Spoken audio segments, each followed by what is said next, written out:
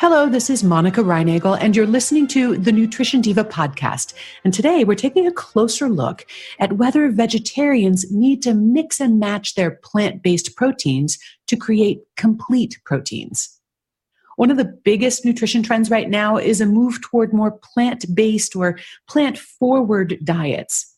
You know, the number of strict vegetarians or vegans has not actually changed all that much, but a lot more people are trying to consume fewer animal products. I'm sure you've seen the explosion of plant-based milk and meat substitutes in your local grocery stores and restaurants, and we've talked about lots of those on the podcast. At the same time, though, there's also been a lot of interest in how dietary protein affects things like satiety, weight loss, muscle building, aging, and recovery. And we've talked a lot about that research on the podcast as well. In particular, protein's role in building and preserving lean muscle, which might be particularly relevant for those who are older or recovering from an illness or injury or losing weight, because all of these circumstances carry an increased risk of muscle loss. So the collision between these two nutrition trends, plants and protein, has resurrected an old question, namely, is it necessary to combine complementary plant proteins at the same meal in order to create a quote-unquote complete protein? Is the traditional combination of rice and beans, for example, actually grounded in nutritional necessity? Well, joining me to unpack what we do and don't know about this issue is protein researcher Doug Paddon Jones, who runs the Nutrition and Metabolism Laboratory at the University of Texas Medical Branch in Galveston, Texas. Welcome to the podcast, Doug. Thanks, Monica. It's great to finally be here on your show. Longtime listeners of the Nutrition Diva podcast are already going to be quite familiar with Doug's research because it's been the subject of at least half a dozen previous episodes. It was Doug's research, for example, that I was discussing in episode number 398 on how to slow age-related muscle loss. And then again in episode number 448 on how to build more muscle with less protein. If you've been eating more protein at breakfast and maybe a little bit less at dinner, or you've been shooting for 25 to 30 grams of protein at every meal, well, it's probably because of Doug's research. Thanks, Monica. I have to admit it is gratifying to hear that our messages from the earlier research still resonate. Absolutely. It takes us a while to catch up with you researchers, you know. But a lot of the research that you've done, Doug, was using animal proteins, such as beef or eggs or whey, because animal protein tends to be a higher quality source of protein. And that's not a value judgment against vegetarians. It's just a biochemical reality. Yeah, very true. And it is important to distinguish nutrition quality from protein quality.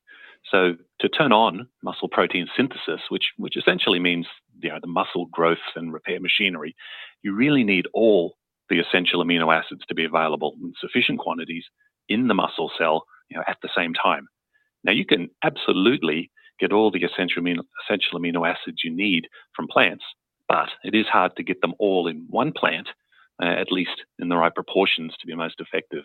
Just as an example, legumes, chickpeas, lentils, they tend to be low in methionine, essentially one of the essential amino acids.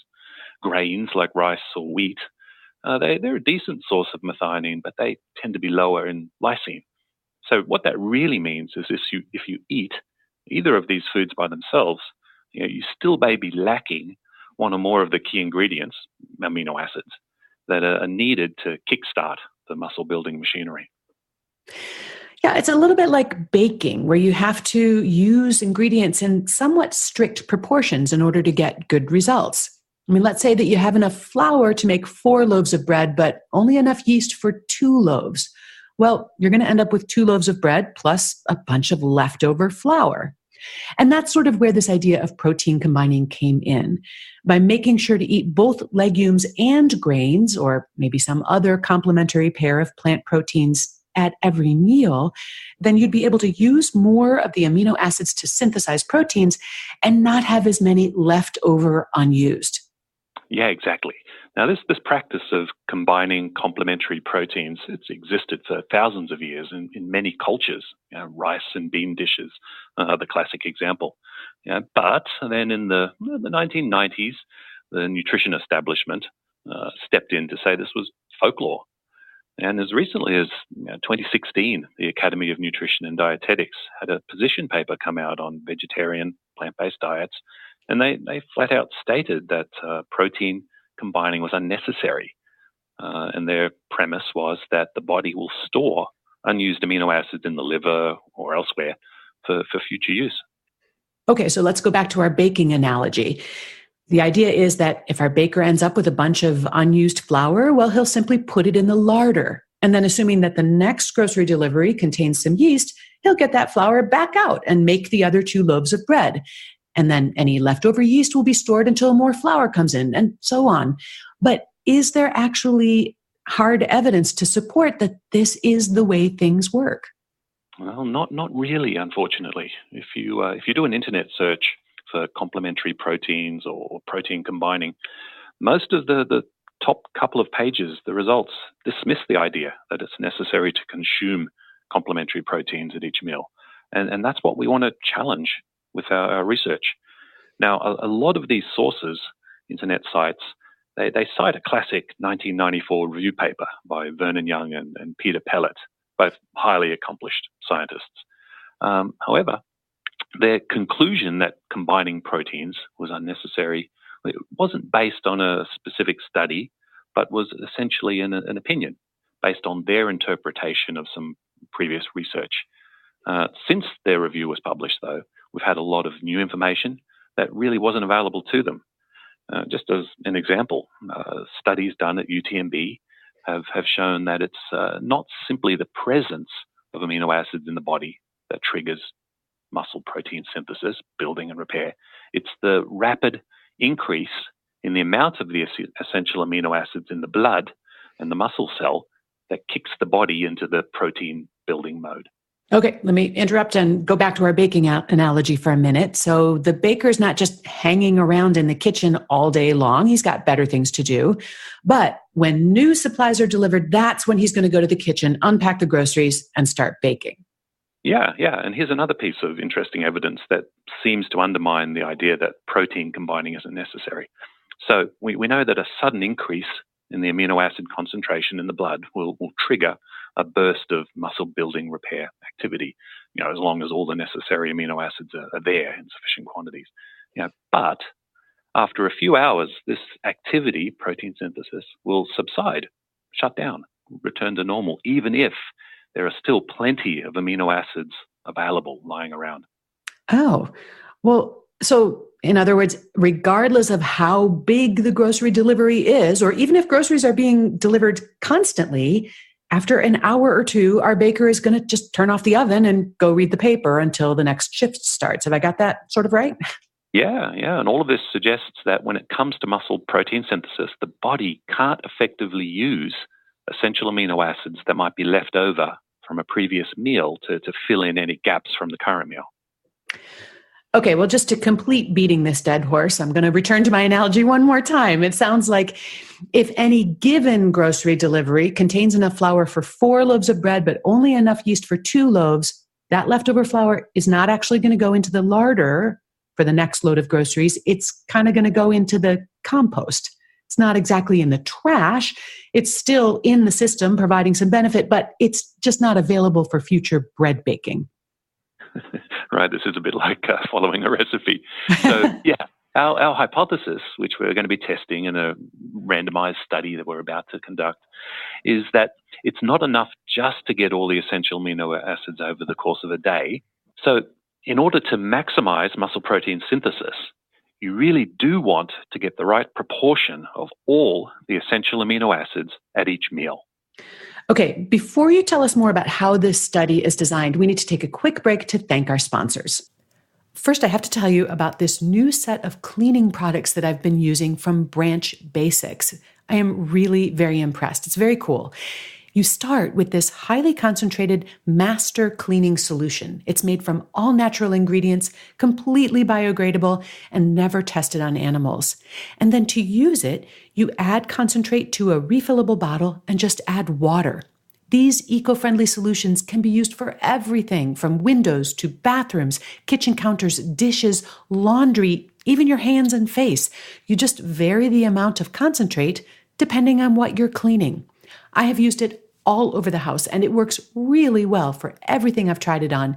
And I love that it doesn't fill the room or my lungs with chemical fumes. Everything just smells clean. You can get 15% off a starter kit by going to branchbasics.com and entering the code DIVA at checkout. That's branchbasics.com, and the promo code is DIVA to get 15% off your starter kit. And finally, shop iconic luxury items at unreal values with The Real Real, the leading reseller of authenticated luxury from top designers. Shop designers like Louis Vuitton, Gucci, Rolex, Cartier, and hundreds more at up to 90% off retail. The Real Real has women's and men's luxury fashion, as well as fine jewelry, watches, art, and home goods. Every single item is authenticated by The Real Real's team of experts. They employ over 100 brand authenticators, gemologists, horologists, and art curators from around the globe who inspect thousands of items each day to ensure that every item is 100% authentic. I found amazing deals like an authentic Burberry cashmere sweater for under $100. Shop The Real Real online, visit one of their stores or consignment offices, or download the app. New customers receive an automatic $25 off at checkout, and you can get 20% off select items with the promo code REAL. That's The Real Real, promo code REAL for 20% off selected items. Okay, now, Doug, tell us a little bit more about how your study is designed. How are you going to test this hypothesis? Well, to test it, we're going to recruit healthy men and women between the ages of 45 and 60, and we're going to look at the effects of 4 different meal plans. Now, all the meals are going to be have the same number of calories, the same energy content, the same amount of protein, which will be about 30 grams per meal. One of the meals will provide about 30 grams of a high-quality animal protein, and that'll be beef in this case, at each meal. The second meal will provide 30 grams of complementary plant-based proteins, beans plus grains. And the third meal, again, will provide the same total amount of plant-based protein, but with the beans at one meal, breakfast, for example, and the grains at another. And the control meal, the final meal, will be a very low protein diet with less than about 5 grams of protein per meal. And for each meal plan, we're going to do our standard metabolic study, muscle biopsies, blood testing, and look at the protein's ability to stimulate muscle protein synthesis. Well, as a researcher, I know you're prepared for whatever results you do get, but based on some of the previous research that you've been talking about here, I imagine you're probably expecting to see certain things. What do you think you're going to see from this research? Yeah, well, we expect that in terms of muscle protein synthesis, the meal plan where the complementary proteins are separated into different meals, rice at breakfast, beans at dinner, for example, will not be any better than the very low protein diet. We think that the complementary plant protein meals, the combination, will do quite a bit better, but not quite as well as the meal containing the animal protein. Okay, hang on. So why would the complementary plant-based protein, the one that's providing all the essential amino acids, still not do as well as the animal protein meal? I mean, they're both providing an equivalent amount of protein and the right balance of essential amino acids. Yeah, it's a good question. There's quite a few factors. Now, protein quality is affected not just by the presence and balance of amino acids. The leucine content is a good example. But also, it's influenced by the digestibility of the protein source. Now, plant-based proteins, especially when delivered as whole foods, are simply less digestible than animal-based proteins. Well, finally, we're going to have a definitive answer to this question of whether protein combining offers any benefits. But aside from just scientific curiosity, what would the real world applications be for this research? How would answering this question help us make healthier food choices? Yeah, right. So our broad hypothesis is that meals containing a high-quality source of protein, like beef, fish, eggs, dairy, etc., are an effective and efficient way to augment a largely plant-based diet and stimulate muscle protein synthesis. Now, it's clear we would all benefit from consuming more fresh and minimally processed plant-based foods. So we're definitely not trying to demonstrate that plant-based foods or diets are unhealthy or impractical. Rather, what we do want to challenge is the common notion that getting all the essential amino acids over the course of a day is equivalent to getting them at each meal, especially when maintaining lean mass has so many important functions and benefits. Right. So those who choose to avoid animal proteins altogether, they may pay a price in terms of muscle protein synthesis, and that may be a price that they're willing to pay for other values. But Doug, if your hypothesis is correct, then contrary to some of the conventional wisdom out there, taking some care to combine complementary protein sources in the same meal could actually offer a real advantage. And for those of you who want to know a little bit more about how you would go about that, I have a link in the show notes to a quick guide to complementary protein sources that you can refer to. Doug, I want to thank you for taking some time to talk about this research with us, but you have to promise that you're going to come back on the podcast next year to report your results, will you? My pleasure, Monica. I'd love to. Well, we are really waiting to hear the outcome of this important research. And thank you so much for listening, everyone. You'll find a transcript of today's conversation along with links to a lot of the research that we were talking about at nutritiondiva.quickanddirtytips.com. And if you have questions for me or Doug or comments about this episode today, I hope you'll leave us a comment either on the show's webpage at quickanddirtytips.com or come find me on the Nutrition Diva Facebook page. Thanks for listening and have a great week.